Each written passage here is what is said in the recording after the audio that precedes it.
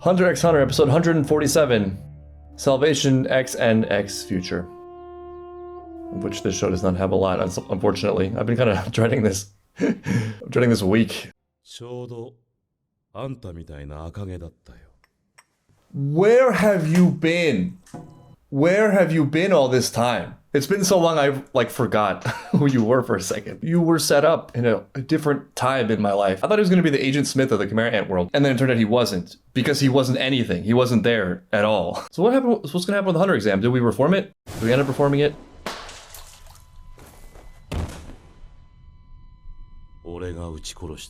I'm a jerk.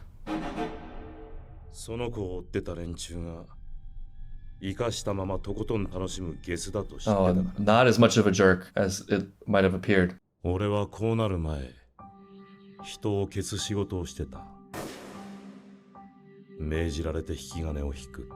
And that was totally different. I'm pulling the trigger for good.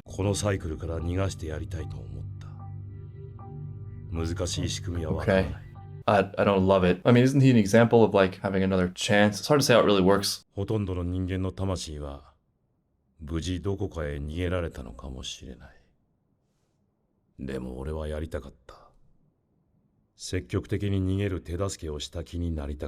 There's a little bit of a contradiction in what he's saying, no? Because this is him attempting to break a cycle. I mean, he's still killing people. But I mean, how do you put this? He's not flat, he's developing.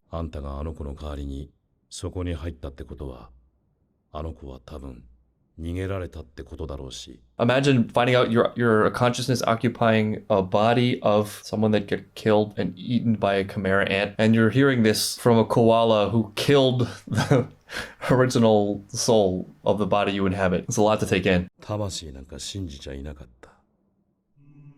This is such an odd arc, like an odd life path. There's, probably a lot of people that actually feel that way. What's cool is it could be both. That can also be both.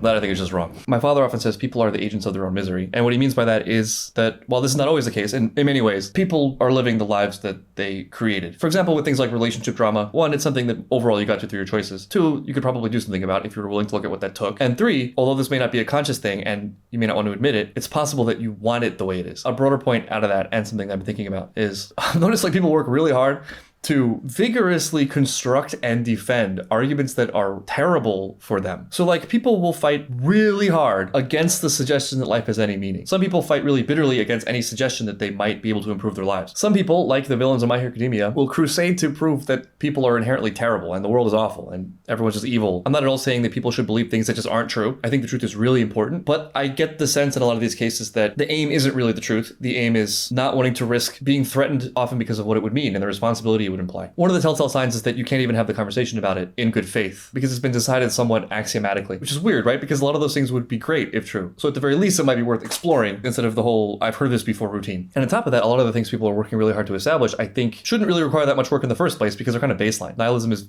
I think, an easier philosophy. And while levels of awareness might vary, I don't think anyone is blind to the fact that humans can be evil and cruel, or that terrible things happen. As what seems to me as a natural rule, destruction is really easy. Growth and understanding is much more difficult, which I guess partly explains the phenomenon.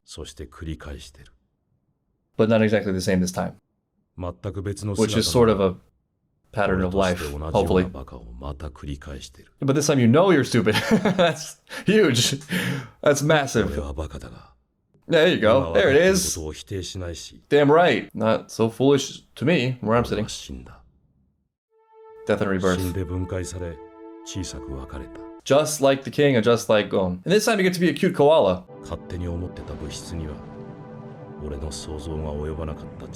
A whole greater than the sum of its parts, etc. You're more than just a collection of cells, obviously. The universe is both just matter and also much more than just matter.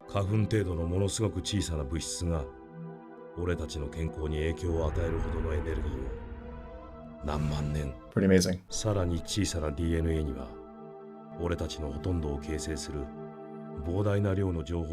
Yeah, it's unbelievable. It's crazy in ways I don't think we appreciate typically. Probably because we can't comprehend it. What was the author going through when he wrote this chapter? Because you can feel he follows his mini fascinations from moment to moment. You know, like one week it'll be antiques, and one week it'll be dodgeball, the beauty of relationships. This was the deep existential dread moment of his life. 魂はおそらく小さいが、繰り返すだけのエネルギーを持っていた。That's a really cool metaphor. I like that a lot. おそらく繰り返したりやり直したりしなきゃいけないのは、生きてるうちに心に与えるべき何かが足りなかったからだと思う。That's interesting.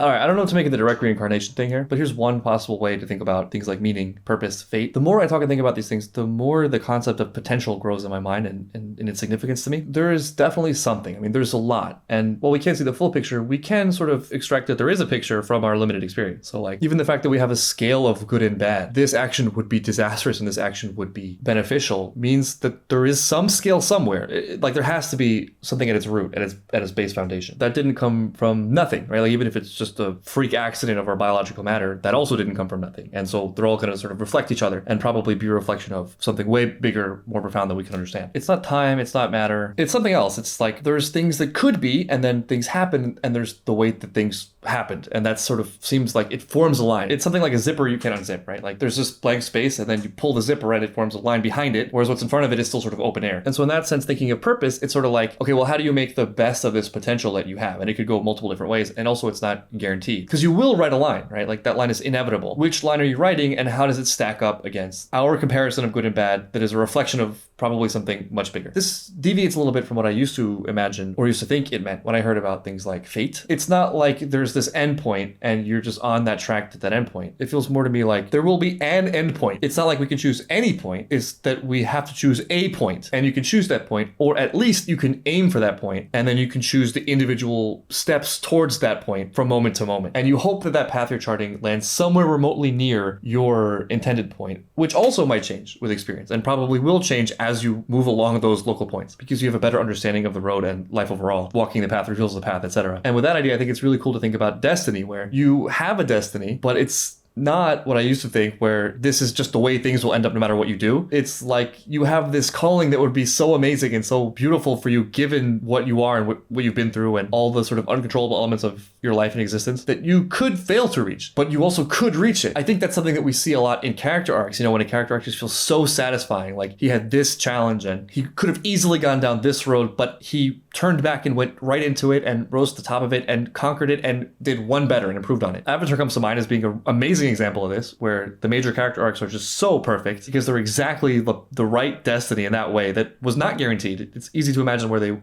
all could have gone wrong at any point and often stumbled along the path. It wasn't preordained, they did it. So it was simultaneously choice and spirit and the most beautiful elements of humanity, and simultaneously a road laid out for them, if that makes sense. 俺の場合、前も今もずっとこのままでいいはずがないって考えてる。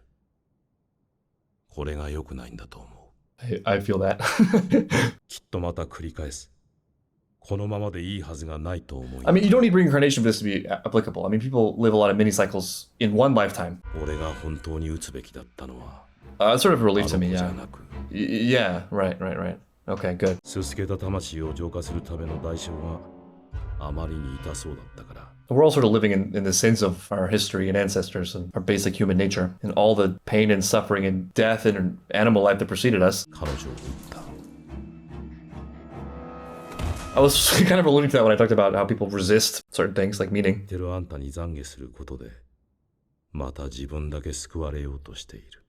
Wait, who is this girl? I'm confused. This is a lot for her to take in.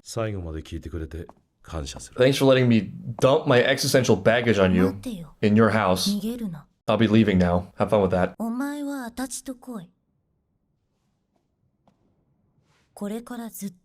What? No thanks? Nah. このままでいいのかなんて暇でクソな考えがもたげないくらいこき使った。No, this is the answer either. 私のために生きるんだ。 Isn't it like some kind of the same thing he was going through before? Where he was doing what people told him to do and pulling the trigger? ちょっとでも今の覚悟を忘れて堕落したら、私が殺してやる。安心して生きろ。 I can't tell if this is trying to help him or trying to imprison him. カイト、Oh, it's Kite. Wait, I thought she was like a little kid. Is it because she's an ant? It's just growing super rapidly? Why is Kite so dark? I don't really know what to make of it yet, because on the one hand, if you're just spinning your wheels over and over again in sort of just existential hatred and dread, one of the best ways out of that is just to like take a break from it and go do something. Have something to focus on that at least feels moderately productive to you. There's a certain skill, I think, in recognizing when a thought is not actually leading to anything, and you just gotta cut it off with the promise that you'll come back to it if you really need to, or if something changes where you're ready to do something. Otherwise, what's the point? Just spinning your wheels again and again with the same thought, which doesn't mean it's unimportant. It's probably trying to tell you something, but sometimes just letting things rest is the solution. Your problems will always be there for you when you want them to be, when you need them. Your dread is readily available to be picked back up at any time. You can put it down for a second. So by giving him a mission, you know, there's something to do. There's also company. On the other hand, I don't know if like, do whatever I tell you, surrender your whole life, is the awakening I was hoping for from Koala. Oh, it's gone! Time for the apology. Weird. Kite has something to say. Oh, hi, Koala. Has Gon been briefed on the fact that Chimera ants are okay now? This is an odd kite. Is it Kite? This Kite feels different, and it's not the appearance. Though Kite was sort of a serious man. Yeah, what are you actually sorry for? Not doing your best? Not being good enough.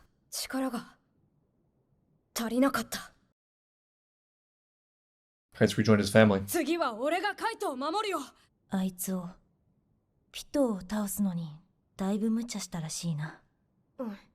死にかけた。 Not in the way you think. 俺の目に狂いはなかったと。 So, full memories, full awareness. でもキルアがみんながいなかったら俺はここにいなかった。 Well, I mean, you can play that game forever. ここに来られたわけじゃないんだ。 That's obvious, and you can't, by definition. Going back to what I was saying about, like, there are parameters. You can never totally be free from the more material, more circumstantial elements of life. You had to come into the world somehow. There's obviously things that predate you, but I don't really see that as a limitation or the end of the story. I see it as the starting point. There are all these various conceptual dualities to life. One of them is chaos and order. This is going to be an odd comparison to make, but I can even throw it back to Haikyuu, where you sort of have fun when you've mastered basic structure of the game. So it's both. You have the structure, you have the solidity to stand on, and then you have, like, the potential, the movement, the not yet formed that you have to work with. お互い修行が足りなかったな。 Is this Gon's love interest? Oh no. I didn't just say that. ジンさんと会ったそうだな。ジンと Yeah, 話 this した。 show's over now. Mission accomplished. The end. 早く戻ってやれ。 If I could find him. わざわざ来てくれて嬉しいよ。 Well, this went well. It was sort of a dark energy you walked 助け into, がいる but 時は必ずお前に連絡する。 turned out very nice. And of course, キルアもよろしくな。 Kite, you know, doesn't really need an apology. Gon needed to say that. And wow, Kite treating him as an equal. That worked out well. Everything Gon's pulling back from this near-death experience really amazingly. 楽になりたくて全てから逃げようとした。苦しくても生きてみるよ。精一杯やったって死ぬ時思えるように。 Okay, in that case, Kite did him a favor. Didn't have to say it so creepily, though. That was a light start philosophically to this episode. This is maybe only tangentially related to this moment, this episode, but one thing I was thinking about in relation to Gon and the show and the apology thing is it's so weird how when you watch a character just accept that they failed and be like, you know what, I messed up, I need to do better, without like fighting against it, without being defensive and emotional, like, yeah, I need to look at this and improve. It's so immediately obvious that it's great and satisfying and you feel thrilled for them and you admire them. Why is that so difficult in real life? I see it, I understand it. Why does that not make it easier to, how could it be so different in real experience? I mean, I know, like, if there was a narrative of me and people were watching me as a character, me doing that probably would be that satisfying to the observer. It just doesn't feel that way to the individual. It's really difficult to own up to the ways you can improve. So I'm trying to like amplify that feeling for characters, and what Koala's saying is no small thing. I want Hunter exam. Wow, you were optimistic about the idea that he would be here. No one is here. Oh, he actually got a letter though. That's cool. That's a lot more than I expected. 止めたんですけど Beans! ここで待つとは言ってなかったな。 It's cute that you believed that she would wait for you. What evidence are you drawing on? Oh, some serious hopium. Oh god, is there Gon and Kite fan art? Like shipping fan art? There is. There is Gon and Kite shipping fan art. I don't need to look for it. I don't want to see it.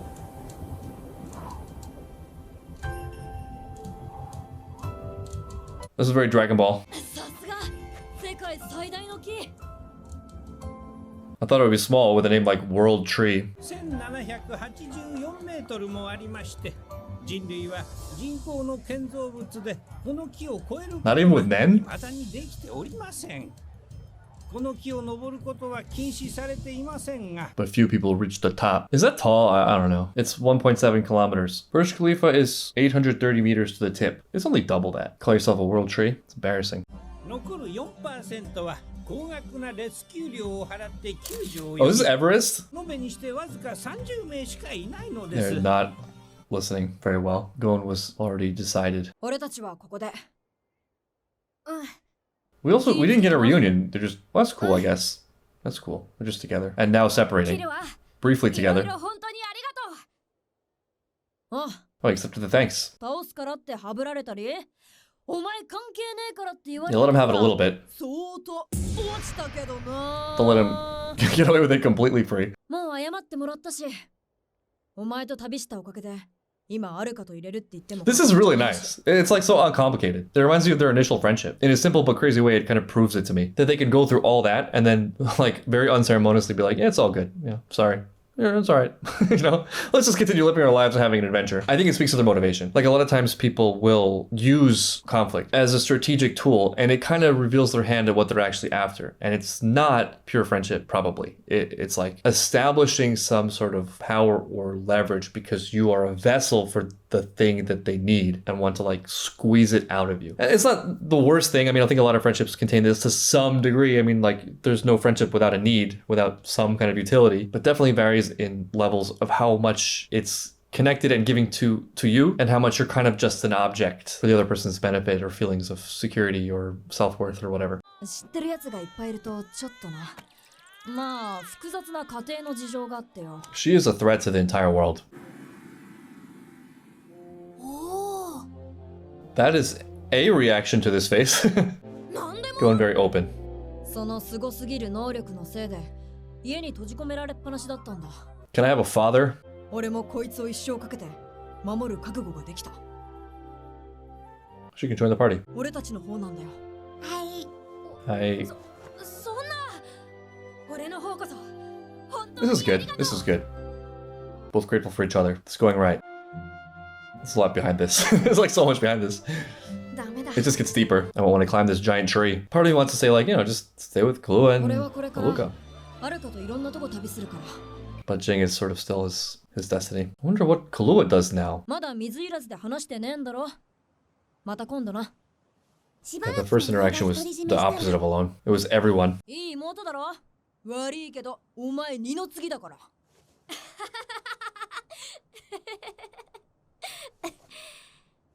I'm gonna murder her. Nah, it's not Go's style. He's chill. カイトも言ってたよ。俺たちどこにいても仲間だから。お。 True.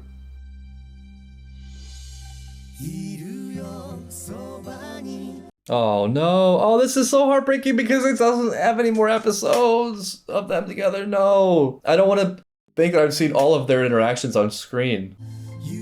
Oh, they knew it too. They knew what they were doing. Oh.